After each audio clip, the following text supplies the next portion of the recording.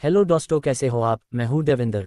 जाने माने लेखक, स्तंभकार और ग्लोबल इन्वेस्टर रुचिर शर्मा का मानना है कि मौजूदा समय में भारतीय अर्थव्यवस्था चीन के मुकाबले पिछड़ी हुई है। उन्होंने कहा है कि भारतीय अर्थव्यवस्था को बेहतर बनाने के लिए हर किसी को एक समान मौके दिए जाने की ज़रूरत है।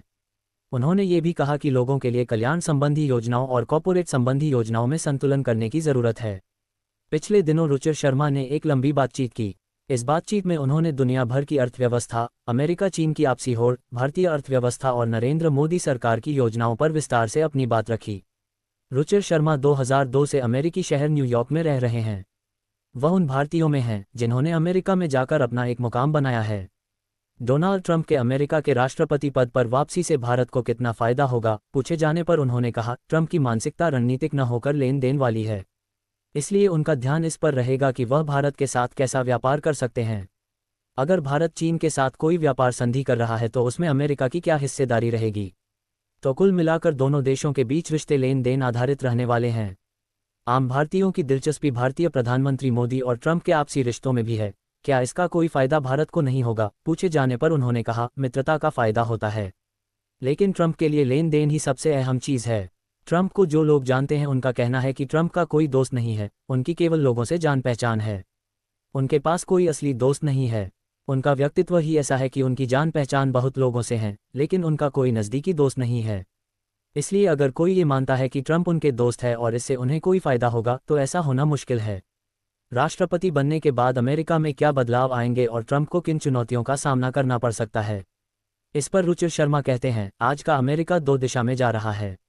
एक तरफ आपको ये सुनने को मिलेगा कि अमेरिका में बहुत राजनीतिक ध्रुवीकरण है। डेमोक्रेट्स और रिपब्लिकन्स के बीच में बहुत दुश्मनी है। साथ ही वहाँ के सर्वे भी इसी बात को दिखाते हैं कि वहाँ के नागरिक देश की स्थिति से काफ़ी नाखुश है। वहाँ हर औसत अमेरिकन को लगता है कि अमेरिका का सिस्टम लोगों के लिए काम नहीं कर रहा है। दूसरी तरफ ये कि दुनिया भर का सारा पैसा अमेरिका को ही जा रहा है। इसलिए आप देखेंगे कि डॉलर की कीमत रुपये और दूसरी करेंसी के मुकाबले काफ़ी ज़्यादा है। ट्रंप के आने के बाद इसमें और गति आई है। मुझे नहीं पता कि ट्रंप कैसे इस विरोधाभास को संभाल पाएंगे कि एक तरफ तो अमेरिका इतना पैसा जा रहा है, स्टॉक मार्केट इतना बढ़ रहा है, डॉलर की कीमत इतनी बढ़ रही है, साथ ही अमेरिका एआई के मामले में काफ़ी मजबूत स्थिति में है। रुचिर शर्मा अपनी किताब what went wrong with capitalism में कहते हैं कि पूंजीवाद को मजबूत करने के लिए लोकतंत्र का होना ज़रूरी है।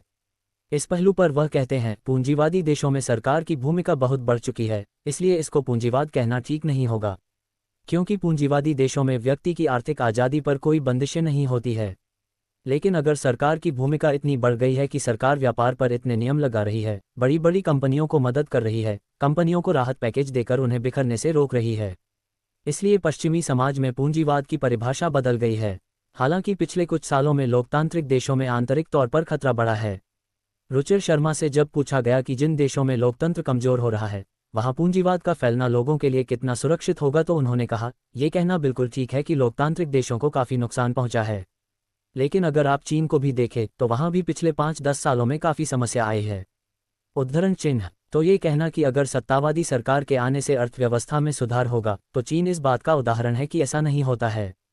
अगर आपके शीर्ष नेतृत्व के नेता कोई गलती करते हैं, जैसे चीन में शी जिनपिंग ने काफ़ी गलतियां की, तो इससे भी अर्थव्यवस्था डूब सकती है। पूंजीवाद और समाजवाद, दोनों आर्थिक नीतियों में कौन सी प्रणाली ज़्यादा बेहतर है?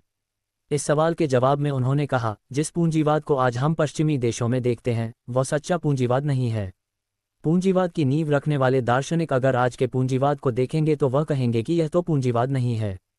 पूंजीवादी प्रणाली में हम बहुत ज़्यादा प्रतिस्पर्धा चाहते हैं। हम चाहते हैं कि वहाँ लोगों को ज़्यादा आज़ादी मिले। रुचिर शर्मा का ये भी मानना है कि पूंजीवाद गरीबों की हक की बात करता है। उन्होंने ये भी बताया कि 1960 और 1970 तक चीन पूरा समाजवाद पर आधारित था। 1970 के बाद चीन ने पूंजीवाद को अपनाना शुरू किया और उसके बाद हमने देखा कि चीन में कितना विकास हुआ। लेकिन अहम सवाल यह है कि पिछले 100 सालों में पूरी दुनिया में आदर्श पूंजीवाद का कोई उदाहरण देखने को मिला है। इस पर रुचिर शर्मा ने कहा, मैंने अपनी किताब में 3 देशों का जिक्र किया है जहां पर पूंजीवाद आज काम कर रहा है। सबसे पहला देश स्विट्ज़रलैंड है। स्विट्ज़रलैंड आज सबसे अमीर देशों में से एक है। उनकी प्रति व्यक्ति आय अमेरिका से भी ज़्यादा है। इसके अलावा मैंने ताइवान और वियतनाम का उदाहरण दिया है। वियतनाम भी पहले एक समाजवाद को मानने वाला राज्य था, फिर उन्होंने पिछले 20-30 सालों में अपनी अर्थव्यवस्था को बहुत उदार किया है। आज के समय में वियतनाम में फॉरेन डायरेक्ट इन्वेस्टमेंट भारत से भी ज़्यादा जा रहा है। भारतीय संदर्भ में रुचिर शर्मा ने कहा, भारत में सरकार की भूमिका बहुत ज्यादा रही है। व्यापार के समर्थन में होना और पूंजीवाद को समर्थन देना, ये दोनों दो अलग अलग चीज़ें होती है। मैं इस बात से सहमत हूं कि भारत में ज़्यादातर पॉलिसी कुछ लोगों को ध्यान में रखते हुए बनाई जाती है, जिनमें बड़े बड़े उद्योगपतियों की भूमिका ज़्यादा रहती है। मैं ये कहता रहा हूं कि सरकार छोटे और मध्यम व्यापार को काफ़ी आज़ादी दें, लेकिन भारत में इतने सारे नियम हैं कि व्यापार करना मुश्किल हो जाता है। हमें यह अंतर समझने की ज़रूरत है कि पूंजीवाद के समर्थन में होना और बड़े व्यापार के समर्थन में होने में काफ़ी बड़ा अंतर होता है। भारत में नरेंद्र मोदी सरकार के लगातार तीसरी बार चुने जाने की वजहों के बारे में रुचिर शर्मा ने बताया, पिछले 5-10 सालों में भारत में विरोधी लहर में काफ़ी कमी आई है और अब 50% से ज़्यादा सरकारें दोबारा चुनाव जीतकर वापस सत्ता में आ रही हैं। सबसे महत्वपूर्ण बदलाव भारत के डिजिटल इंफ्रास्ट्रक्चर में आया है। इसके कारण लोगों को काफ़ी फायदा हो रहा है। 1980 के दशक में राजीव गांधी का एक बयान था कि सरकार 1 रुपये खर्च करती है तो लोगों तक केवल 15 पैसे ही पहुंचते हैं। लेकिन अब इसमें बहुत बड़ा बदलाव आया है। पिछले 5-10 सालों में सरकार अगर कुछ पैसे लोगों को भेजती है तो काफ़ी पैसा सीधे लोगों तक पहुंचता है। हमने महाराष्ट्र और हरियाणा में भी देखा कि आखिर में काफ़ी पैसा लोगों तक पहुंचा, जिसके कारण सरकार दोबारा चुनकर आई। राजनीतिक दल एक दूसरे से प्रतिस्पर्धा करने के लिए बढ़ चढ़कर योजनाओं रेवड़ियों की घोषणा करती है। रुचिर शर्मा से ये पूछा गया कि उनके मुताबिक ये रेवड़ी क्या है और क्या ये एक टिकाऊ मॉडल हो सकता है। इसके जवाब में उन्होंने कहा, ये एक टिकाऊ मॉडल नहीं है। इसे हम 2 देशों के उदाहरण से समझते हैं। एक तरफ 1970 तक बहुत लोग इस बात को कहते थे कि ब्राज़ील आने वाले समय में एक बहुत बड़ी अर्थव्यवस्था बनकर सामने आएगा। वहीं दूसरी तरफ चीन 1970 में काफ़ी पिछड़ा हुआ था। ब्राज़ील 1980 और 1990 के दशक में अपने आप को एक कल्याणकारी राज्य बनाने में जुटा हुआ था। उन्होंने इसके लिए बहुत पैसा खर्च किया, जिसके कारण 1980 के बाद से उनकी विकास दर 2% पर आकर अटक गई और कर्जा भी बहुत बढ़ गया। वहीं चीन में सरकार की भूमिका को आर्थिक मामलों में कम करना शुरू किया गया। 1990 में चीन ने 10 करोड़ लोगों को पब्लिक सेक्टर की कंपनियों से निकाल दिया और लोगों को कोई भी कल्याणकारी योजना देने से मना कर दिया। भारत भी इन 2 देशों के मॉडल से कुछ सीख सकता है।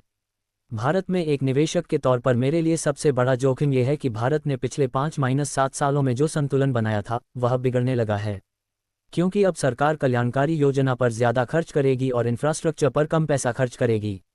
इसके कारण हमारी विकास दर चीन की तरह कभी देखने को नहीं मिलेगी। भारत में मनरेगा एक ऐसी व्यवस्था है जो गरीबों के हितों के लिए काम करती है, लेकिन सरकार ने मनरेगा की फंडिंग को कम कर दिया तो दूसरी तरफ अमीर लोगों को राहत पैकेज दिया जा रहा है।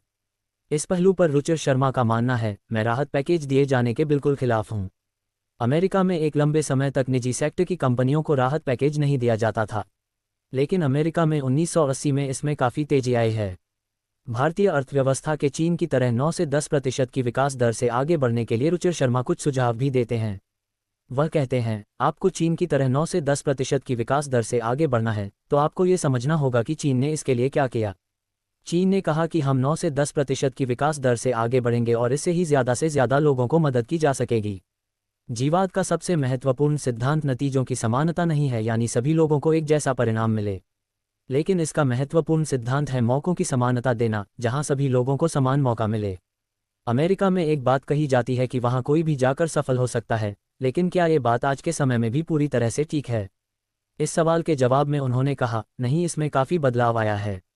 अगर आप सर्वे का डेटा देखें तो अमेरिका में 50 साल पहले 80% लोग इस बात को कहते थे कि हमारी ज़िंदगी हमारे माता पिता से ज़्यादा अच्छी होगी, लेकिन आज ये बात केवल 30% लोग ही कहते हैं। तो अमेरिका में काफ़ी बदलाव आया है, लेकिन फिर भी अमेरिका में अभी काफ़ी कुछ अच्छा है, जिसके कारण अमेरिका अब भी सभी आप्रवासियों का मनपसंद ठिकाना बना हुआ है। आज के समय में दुनिया भर में भारत को लेकर धारणा के बारे में उन्होंने कहा, अमेरिका में एक चीज़ लोग काफ़ी बोलते हैं कि भारतीयों का ब्रांड वैल्यू काफ़ी बड़ा है। ये वाकई में सच बात है कि भारतीय ब्रांड काफ़ी मजबूत है। अमेरिका में लोग इस बात को देखते हैं कि वहाँ की बड़ी बड़ी कंपनियों के ज़्यादातर सीईओ तो भारतीय ही हैं। इस बात को मानते हैं कि भारतीय लोग काफ़ी बुद्धिमान होते हैं। अब सरकार इसका अपने फ़ायदे के लिए इस्तेमाल करे तो ये दूसरी बात है, लेकिन फिर भी ज़्यादातर निवेशक भारत को व्यापार करने के लिए मुश्किल देश मानते हैं। अफ्रीका और एशिया में बहुत सारे देशों का अमेरिका के साथ ट्रेड सरप्लस है और चीन के साथ ट्रेड डेफिसिट में है। ऐसे समय में जब अमेरिका टैरिफ बढ़ा सकता है तो ये भारत जैसे देशों में कारोबार के लिहाज से कैसे रहने वाला है? इस बारे में रुचिर शर्मा ने कहा, भारत को भी अपना व्यापार बढ़ाना चाहिए और खासकर अपने पड़ोसी देशों के साथ। ज़्यादातर सफल देश अपने पड़ोसियों के साथ काफ़ी व्यापार करते थे, 2014 में मोदी सरकार के सत्ता में आने के बाद उन्होंने आसपास के देशों के साथ व्यापार बढ़ाने पर काफ़ी ध्यान दिया था, लेकिन फिर भी पिछले 11 सालों में यह व्यापार ज़्यादा बढ़ा नहीं है। वहीं आप दुनिया में देखें तो पड़ोसियों के साथ सबसे कम व्यापार दक्षिण एशिया में हुआ है। भारत में 2011 के बाद से सामाजिक आर्थिक जनगणना नहीं हुई है। सरकार पर बहुत बार यह आरोप लगता है कि वह बहुत सारे महत्वपूर्ण डेटा को जारी नहीं कर रही है। यह आरोप भी लगता है कि डेटा को इस तरीके से बनाया जा रहा है जिससे भारत की तस्वीर अच्छी दिखे। इन आरोपों पर रुचिर शर्मा ने बताया, भारत का डेटा सिस्टम काफ़ी खराब है, इसे हर प्रकार से ठीक करने की ज़रूरत है, लेकिन मुझे लगता है कि ये समस्या प्रोपेगेंडा के साथ साथ योग्यता की भी है। वित्तीय दुनिया में निवेशक सरकार के डेटा से ज़्यादा अपने इंडिकेटर पर ध्यान देते हैं, तो हम सरकार के डेटा पर इतना भरोसा नहीं करते हैं। क्या आने वाले दिनों में वैश्विक बाजार में अमेरिकी दबदबा कम होने वाला है? इस सवाल के जवाब में वे कहते हैं, अपनी किताब ब्रेकआउट नेशन में मैंने कहा था कि ब्रिक्स देशों की अर्थव्यवस्था दुनिया पर हावी होगी और अमेरिका का टूटना शुरू हो जाएगा। लेकिन आज मेरा मानना यह है कि निवेश की दुनिया में सारा दबदबा अमेरिका का है। तो जो बात मैंने 12 साल पहले अपनी किताब में लिखी थी, वह सब गलत साबित हो रही है, क्योंकि आज चीन, ब्राज़ील और बाकी ब्रिक्स देशों में काफ़ी आर्थिक मंदी है और सभी निवेशकों को अमेरिका निवेश के लिए अच्छा लग रहा है। लेकिन इसके बाद भी मेरा मानना यही है कि अमेरिका के दबदबे में थोड़ी कमी आएगी। इसलिए मेरी सलाह यही है कि सारा पैसा एक मार्केट में न लगाकर अमेरिका के बाहर वाली मार्केट में भी लगाएं। आप देख रहे हैं न्यूज देवेंद्र के साथ। चैनल को सब्सक्राइब कीजिए, लाइक कीजिए और शेयर कीजिए। धन्यवाद।